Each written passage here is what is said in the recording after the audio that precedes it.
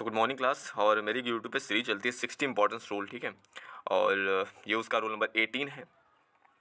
और अगर आप किसी भी एग्ज़ाम की ऐसे एग्ज़ाम की तैयारी करते हैं जिसमें इंग्लिश पूछी जानी है, जनरली सब एग्ज़ाम में इंग्लिश पूछी जाती है, ठीक है, तो आप मेरे इस चैनल को फॉलो कर सकते हैं, क्योंकि मैं अपने यूट्यूब चैनल के कम्युनिटी पोस्ट पे PYQ अच्छे इंपॉर्टेंट PYQ अपलोड करता हूँ, ठीक है। तो अगर आप फॉलो करते हैं तो आप PYQ अटेम्प्ट कर सकते हैं, ठीक है। वो आप अगर फॉलो किए होंगे तो मतलब मैं दिन में 3-4 PYQ तो डाल ही देता हूँ, ठीक है। तो आपके आंखों के सामने 1-2 बार आ ही जाएगा, ठीक है, तो अटेम्प्ट कर ही लेना, ठीक है।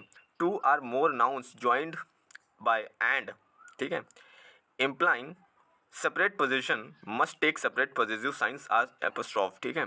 कहने का मतलब देखो, ये फालतू की चीज़ लिखी हुई मैं समझाता हूँ, ठीक है।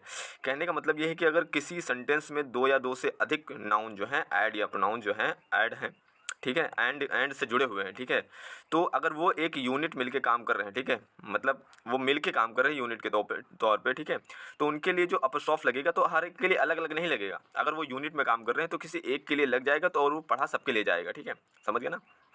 तो ये रूल कहता है, ठीक है। मैं एग्जांपल से आप लोगों को समझा कि I went to Rama's and Sita's house and found the couple missing, ठीक है। तो कहने का राम और सीता जो है वो कपल है, ठीक है। तो पहली बात तो वो घर दोनों का होगा, ठीक है। अगर वो कपल हैं तो घर राम का भी होगा और सीता का भी होगा, ठीक है।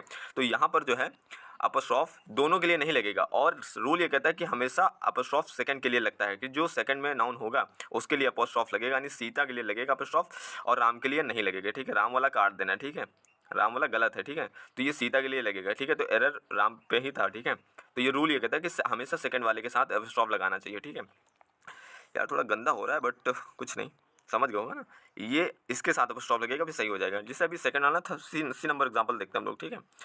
C number Mala's and Priya's joint account. Joint account मतलब दोनों का जॉइंट होगा, ठीक है। तो यानी वो अकाउंट माला का भी होगा और प्रिया का भी होगा। तो हमने रूल ये कहता है कि माला वाला अपस्ट्रॉफ हटा दें, ये यूनिट में काम कर रहे हैं ना, तो एंड के साथ भी जुड़ा, यूनिट में काम कर रहे हैं तो हमेशा प्रिया के साथ लगाएंगे। ये अलग अलग है नहीं, ठीक है, दोनों का जॉइंट अकाउंट है, यानी दोनों एक ही यूनिट में काम कर रहे हैं, तो प्रिया के साथ अपस्ट्रॉफ लगाएंगे और माला के साथ नहीं लगाएंगे, ठीक है। बट माला का भी पोजीशन है इस अकाउंट में, ठीक है।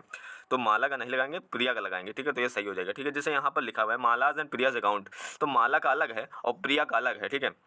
पिछले रूल में आपको बताया था कि 2 अपस्ट्रॉफ एक साथ नहीं आ सकते। मैंने ये भी बताया थी कि अगर एंड बीच में लगा है तो आ सकते हैं, आप देखेंगे रूल, ठीक है।